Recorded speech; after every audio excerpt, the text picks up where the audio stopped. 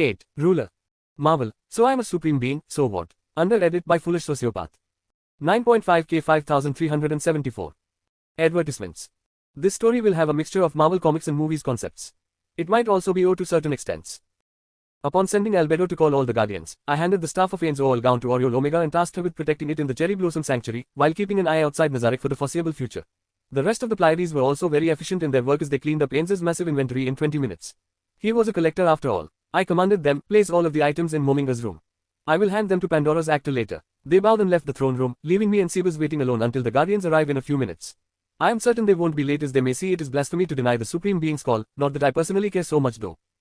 I also won't be following Ainzo's plan of covering up Nazarick with dirt and surrounding it with dummy hills. Not that it was a bad plan, but all the changes that are happening is making me insecure. Hopefully, nothing much will go off the rails in the new world. Fingers crossed. Sebas started walking towards the gates of judgment to open them. I guess the Guardians had already arrived while I was preoccupied in my thought process. Albedo entered first while leading the rest of the floor Guardians, by order of the floors they are in charge of. I used the chat software to immediately address the NPCs present, who were kneeling on the floor before me. Thank you for assembling here on my call. All of Nazarick has been affected by dimensional magic even beyond my capabilities. I don't know who or what is responsible for this. As you may have also heard, Momingo has departed from our midst during such a perilous situation where we have no knowledge of what is going on. So, I require your assistance more than ever right now. I may have added a bit of dramatic flair to my little speech, but it looks like I managed to get the point across. Albedo spoke on behalf of Sebas as well as all the Guardians present in the throne room. While all of us are very sad that Lord Momingo has left us, we vow to work even harder for the last remaining Supreme Being despite our meager capabilities. After all, there is no reason for us to continue living without a Supreme Being to serve. This we swear. This we swear. All the floor Guardians repeated after her. While what she said was very touching, it just gave me more chills considering it is Albedo who spoke. I will check up on her settings after the chaos of transmigration settles down and I have everything in order. To think I naively and happily believed my long-awaited slacker life had finally arrived. Well, no matter, I'll just settle the affairs of transmigrating into the new world before handing my work to the NPCs and relax until I get information of any events that are not in Overlord light novels. Everything is still fine, my slacker life is delayed, that's all. Lady White, we have already been informed of what has happened. While I do wish Lord Momingo was here with us right now, Albedo is right. We need a Supreme Being to lead us. As the last remaining Supreme Being and the one that Lord Momingo passed on right of Regency to, please take your rightful place upon the throne. It was Demiurge who spoke this time. I was going to try and delay this as much as possible to live my happy slacker life within my dreams at the very least, but there's no more time left to deny the current situation. The troubles of having fanatic subordinates. Letting out an audible sigh, I climbed up the stairs slowly. Fluoroscopy showed me the magnificently dreadful throne of kings even with my eyes closed. I was so tempted to open my eyes and use my evil eye skills on this throne. Shaking my head to remove unnecessary thoughts, I sat down on the throne of kings. The cheers from the NPCs were making things difficult to forget those that all hail Lady White. All hail the Supreme One. Hammered reality into my skull. Even skill, escapism LV max. Could not help me in this situation. I raised my hand to stop their chants before the situation got out of control and wrote. Firstly, as I said earlier, Nazarick might be transported to some other place. Raise the security by 2 levels. Guardian Overseer Albedo and Defense Commander Demiurge, create a better communication system between the different floors of Nazarick. I'll just pillage this idea from Mominga. As you command, my lady, both of them replied. As we don't know what is out there right now, I plan to hide Nazarick inside my pocket dimension. Imagine I was alone inside enemy territory and surrounded by enemies on all sides. Now, suddenly I pull out Nazarick and all the NPCs from my pocket dimension. This could be a game changer. My pocket dimension already contained multiple clones of myself right now. After that, I started typing but was interrupted by a message from Oriole Omega. What happened? I questioned. My lady, I can see some humans approaching Nazarick's location carrying some unknown devices. Should we attack them? Humans with strange devices. Maybe some magic items of the new world. I don't know what kind of changes have taken place anymore. I'll just bring those humans here and figure everything out. No, don't do anything yet. Send the Pleiades to guard the first floor. As you wish. With that she cut off the message. Is everything alright, my lady? Albedo asked with some concern evident on her face. The same was true for the other Guardians. Not in the mood to check if Albedo's behavior was fake right now, I spoke calmly. I just got a message from Oriole Omega. Apparently some humans with strange devices are making their way towards Nazarick. Humans, maybe they are the ones that brought us here and are planning to use those devices to attack us. Aura asked with a confused expression. There's no way that mere humans are capable of using magic even beyond Our Lady's abilities to summon us here. Shaltia immediately denied this, her disdain for humans evident in her voice. Whatever the reason may be, they might be trying to invade Nazarick. Casitas spoke up while spewing out cold air. His weapon clenched tightly in case he had to be prepared for a battle. Battling any invaders was one of the reasons he was created for after all. We will get to know everything after we meet these humans. Demiurge, invite our guests to the throne room. You can use force if they refuse to comply. As you wish, my lady, Demiurge spoke up with glee in his voice. Oh poor humans, whoever you are. For your own safety, you should come here quietly without a fuss. The reason I sent Demiurge is that he is careful and prepared even if he is not the most powerful guardian. I can't guarantee the results if I send someone like Shaltier after all. Demiurge, take this ring of Aen's Owl gown. As I passed on the ring to him, he was even more happier at my words with his tail swishing around. Demiurge did not get the ring from Aen's until the volume 1 had read. I'll just count it as giving it in his place as it was long overdue in the novels. He will also be able to return quickly to the throne room. Although Demiurge happily took the ring and left the throne room in a hurry, not everyone was so happy. Well, everyone except Maeve was not happy. All of them were struck with envy. Sophia had the ruler of envy class, so it was understandable. It was understandable even for the other guardians except Albedo. Why did she give that split-second glare towards the ring as I passed it on? Maybe she wanted Ains to give it to her. I'll make sure to give her one, once I change her settings back to normal in a few days' time.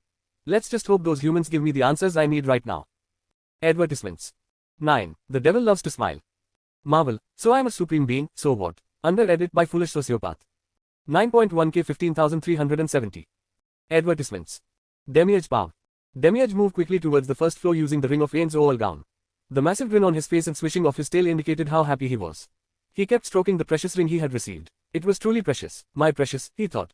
He thought back to everything that had occurred. Firstly, the constraints binding him being released. He thought this was due to the order of the supreme beings, so there was not much reason to question this. Except it was not. Arguably, 10 minutes after being free to move of his own will, the guardian overseer Albedo had arrived on his floor. This was definitely not normal, as Albedo had the honor of serving beside the supreme beings personally in the throne room. What followed in the quick conversation after that was Albedo providing the news of Lord Mominga's untimely passing. While he was sad that yet another supreme being had left them and departed the world, there was one silver lining to all of this. Lady White had remained behind and summoned them in the throne room within a few minutes. Not to mention Lord Mominga passing on the right to rule Nazarick to her. With sadness as the melody playing in the background, Demiurge quickly made his way towards the throne room. Being late was not an option. Disobeying the Supreme One's orders was one of the actions of highest disrespect one could commit. It seemed that all his fellow guardians and comrades thought so as well as they gathered before the mighty gates of judgment. Albedo arrived after inviting everyone and turned towards them to issue one last warning with a glare. We will now be in audience with the Supreme Being. Remember, no mistakes are allowed here. If Lady White was to be dissatisfied due to our mistakes and leave as well, then none of us can take responsibility for committing such a sin. Everything must happen perfectly and we must satisfy all her desires. While Albedo told this to all of us in such an aggressive manner, none of us felt offended. This was because what she said was entirely true. They were finally having the opportunity to serve the Supreme One and share her burdens, if any at all. And they must deliver perfectly, especially as they are the guardians appointed by the Supreme Beings. As the gates were opened by the head butler Cebus, who he never gets along with, we could finally see Lady White in all her glory. He had heard from his creator, Lord Ulbert, that she uses a skill called recognition obstruction against those who are not close to her, so that they do not recognize her. This is already a sign of primary acceptance of the Aenepics. This was already more than any of them could hope for. We followed Albedo into the throne room and pledged our allegiance to the Supreme Beings and then heard her voice in their minds. Thank you for assembling here on my call. All of Nazarick has been affected by dimensional magic even beyond my capabilities. I don't know who or what is responsible for this. As you may have also heard, Mominga has departed from our midst during such a perilous situation where we have no knowledge of what is going on. So, I require your assistance more than ever right now. Dimensional magic beyond her capabilities. While he doubts someone could have a mastery over the mysteries of space beyond Lady White, even a fool might have been able to use an object such as a world-class item in order to trap their lady. This is truly a dangerous situation where we as guardians need to ensure that no threats approach their lady at all. After swearing to help Lady White, Demiurge spoke up. Lady White, we have already been informed of what has happened. While I do wish Lord Mominga was here with us right now, Albedo is right. We need a Supreme Being to lead us. As the last remaining Supreme Being and the one that Lord Mominga passed on right of regency to, please take your rightful place upon the throne. This was because he could see some sort of hesitation within their lady. Maybe she feels that she is betraying her comrades by taking Lord Mominga's place. Luckily no accidents happened and she did not deny her rightful place upon the throne. As she sat down on the throne of kings, they witnessed the birth of a new ruler firsthand. The other NPCs would be very jealous if this is only us, the Guardians as well as Cebus, were able to witness this historic moment. As the cheers died down and Lady White started assigning their duties, we focused on our tasks with utmost concentration. She also decided to hide the entirety of Nazarick within her own pocket dimension for our safety. Such feats of space magic were even beyond Lord Mominga or Lord Ulbert, who were well-known magic casters. It was also well known that Lady White used incomprehensibly different magic as compared to the other dwellers of YGGDRASIL. She was however interrupted by a message from Oriole Omega about the news of possible approaching invaders with strange objects. If they did come with the purpose of invasion, then he was amazed by the courage these filth possessed to intrude upon the sacred grounds of the Supreme Beings. Amidst his silent fury, he heard Lady White command, "We will get to know everything after we meet these humans. Demiurge, invite our guests to the throne room. You can use force if they refuse to comply." Demiurge was smiling with glee as he could fulfill the Supreme One's order personally. He also hoped that those insects did not comply as he could teach them a lesson in person before dragging them to be judged by Lady White. His nature as a devil compelled such cruelty after all. The only exceptions to this were his fellow comrades in Nazarick as well as, of course, the Supreme Beings. What brought even more happiness to him was being bestowed the ring of Aen's Owl gown. No other NPC had ever had such an honor yet. He could feel the envy on every NPC present in the throne room. This was a symbol of trust in his capabilities. He could not fail their goddess and let her trust down. No, he had to work even harder to prove himself worthy of that trust. His little flashback was over as he reached the first floor where the Pleiades had gathered. In fact, all this passed through his mind in a matter of seconds. They bowed immediately upon seeing him. This was not surprising, as being a guardian appointed by the supreme beings, he was their superior. As such, he immediately took charge of the situation. Solution: follow me to invite those vermin for an audience with Lady White. Yuri Alpha will remain in charge of the rest of the Pleiades on the first floor. Let's not waste any more time. Yes, Lord Demiurge. As he started walking, he immediately cast a dimensional lock on the surroundings as clandestinely as possible, while sending a message to Oriole Omega to stop any escapees if any at all. They might be dealing with people specializing in space magic, so such measures were necessary. He also asked the evil lords under his command to surround the area as backup. They were teleported by Oriole Omega. One might think that such preparation was overkill for mere humans, but he was never careless. Anything less than perfection was not acceptable in his books. That's how he was designed to be. I actually wasn't going to write all of this for chapter 9. The reason for this whole chapter about Demiurge simping is only to write the, my precious. Nothing else. I don't even know why I wanted to dedicate a whole chapter to those two words. Advertisements. 10. Mobius. Marvel. So I'm a supreme being, so what? Under edit by foolish sociopath. 8.9K 12,350. Advertisements. Mobius M. Mobius Power. What have we gotten ourselves into? This was a question Mobius had never even considered. As a member of the TVA, created by the Timekeepers, stopping Nexus events was his life's raison d'etre. He might have had a longing for jet skis as well, but that fascination was not enough to distract him from his work. That was how it had always been for as long as he could remember. Today as well, should have been like any other day. Well, day is not a correct term to use as time runs differently in the TVA, but he digressed.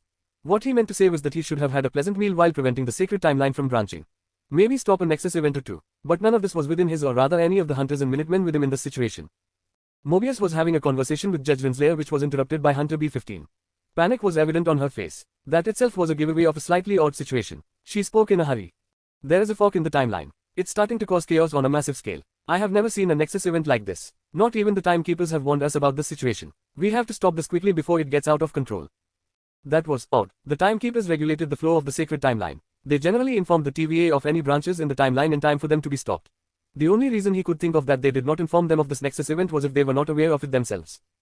Judge Renslayer called upon Miss Minutes and analyzed everything before sending an announcement to the TVA. Hunter teams B and C will be dispatched to deal with the anomaly. Temporal interference is about to cross the threshold. Act immediately. Mobius, you will be going with them. Giving a nod to Renslayer, Mobius made his way with B-15 to where the hunters were quickly getting equipped. Mobius got equipped quickly as well. He did not specialize in fighting, but as an experienced agent, he had faced his fair share of battles as well. They quickly used the temper to open the time door to the location of the detected anomaly. It was rather far back into the Earth's past at around 400 BCE. Although Earth was a common target for the TVA to act upon, they rarely ventured that far into the past. It was well known in the TVA that Earth was at its most chaotic period around the 19th century and onwards. This still did not change their task as excited the time door into a lush forest. The hunters and Minutemen were holding their time sticks while analyzing their surroundings carefully. It was Mobius who took the lead in directing them towards the location where the temporal interference was coming from using the tempered. He was already used to this. All Mobius wanted was to finish his task quickly and go back to eat some salad. That was until where things were fine. The signals on the tempered spiked as they heard footsteps approaching them calmly.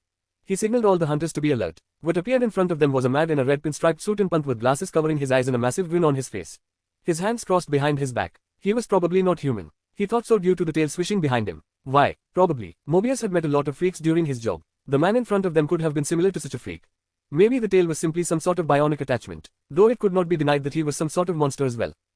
Following closely behind the man was a maid. It was a maid with blonde hair, and although she was a stunning lady, the creepy grin on her face destroyed that image of her. Anyway, they better finish this quickly as these two creeps were giving him the chills. Just as B-15 was going to speak, the man beat her to it. A pleasure to make your acquaintance. My name is Demiurge. My lady has sincerely invited you to meet her. I would like not to displease her by being late, so if you could kindly follow me, we will proceed. I don't think you would like what will happen otherwise.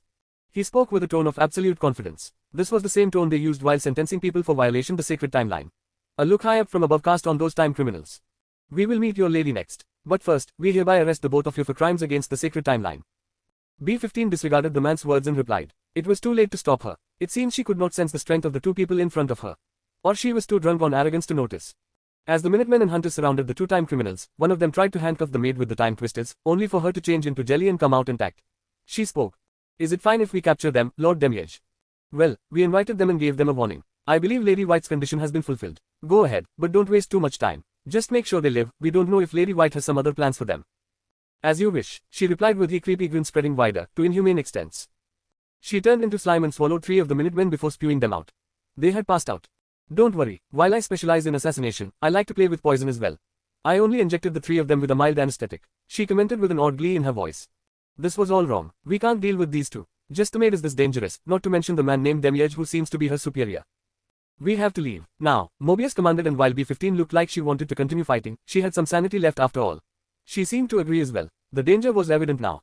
Now, I can't have you escape. That will mean I failed the task entrusted to me, and I would rather die than to let that happen. So, seize all resistance and forget any ideas of escape. What the hell is he? What? My body won't listen to me. It's as if Demiurge's words had magic. It appears to be the same for the rest of them as well. Don't entertain any thoughts of ending your own life. Hand over any weapons or tools you might be carrying. It appears that my worries were for naught. All of you amount to only this much after all. Perhaps I was indeed too cautious. Solution: take all their items. Yes, Lord Demiurge. The maid Solution took all of our temp pads, time twisters and time sticks in her possession before melting them into her own body.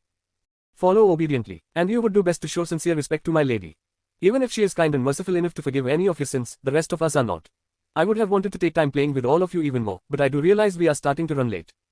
While the man named Demiurge finished speaking, a black swirling void opened behind him. As the both of them entered into the void, all of us followed after him, not knowing what fate awaits us. I just rewatched Loki recently, so I decided why not include this. I can also include the concepts of time travel, multiverse etc. reasonably with this. Advertisements.